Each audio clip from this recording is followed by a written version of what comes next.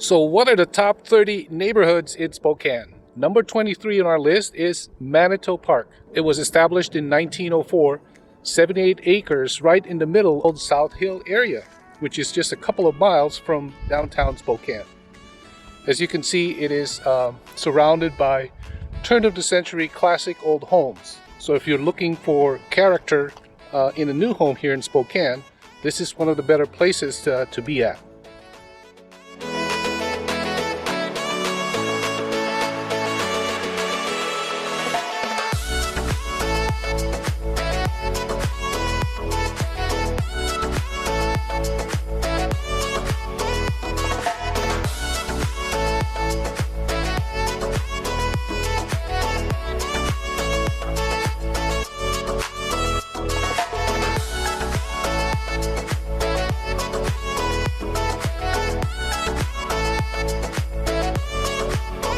So in the two prior videos, we covered the neighborhoods that were ranked numbers 11 to 20 and numbers 1 to 10. And these are rankings based on the actual number of homes that were sold in those neighborhoods last year in 2019. So today we're going to continue our countdown for numbers 21 through 30. So as usual, let's head on to our map to see an overview of where these neighborhoods are located. So number 30 on our list is Rockwood, which is arguably the most prestigious neighborhood in Spokane. It has the highest median price in our top 30 list. And as you can see, it is right in the heart of the South Hill area.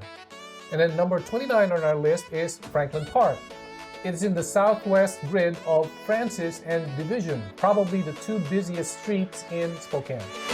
Ranked number 28 is Colbert, which is way up north outside the city limits.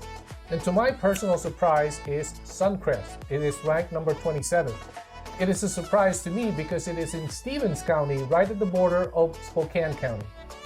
My guess is a lot of the locals are retiring into this remote area because it is actually between 30-45 minutes from downtown. Next up at 26th spot is Fairwood, an established community up north. And then number 25 is Deer Park, another remote location where if people would want to get away from the city, they would want to go here. Then on the opposite end of the map down south is number 24 is Glen Rose. It is actually part of that South Hill area, but in this particular neighborhood, there are a lot of bigger parcels. Number 23, right adjacent to Rockwood, is Manito Park, which for a lot of people, they would consider this as the heart of the South Hill area. And then going back up north is Wandermere.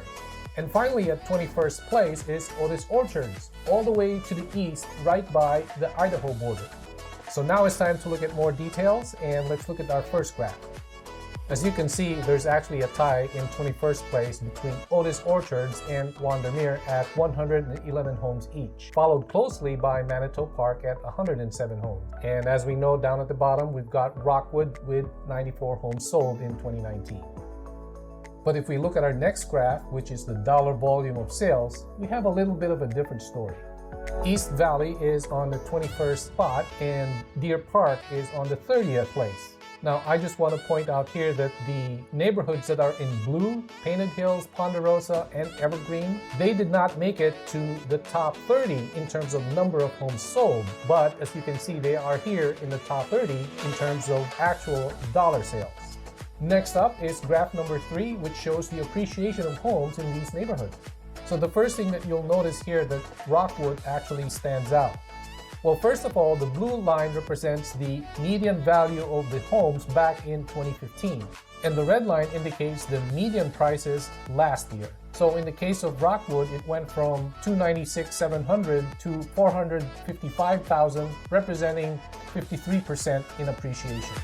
Now, if you contrast that against Glen Rose, back in 2015, Glen Rose was actually priced higher at $300,000. But then last year, Glen Rose fell behind as it only appreciated by 49%. And finally, our fourth graph, let's take a look at the age of the homes in these neighborhoods. So the ones that stand out is actually Glen Rose and Colbert, because the homes that were sold last year had a median year built of 2016 and 2012 respectively. All the other homes are older, way older than 2000. And down at the bottom, you can see the older homes in Manito Park, Franklin Park, as well as Rockwood.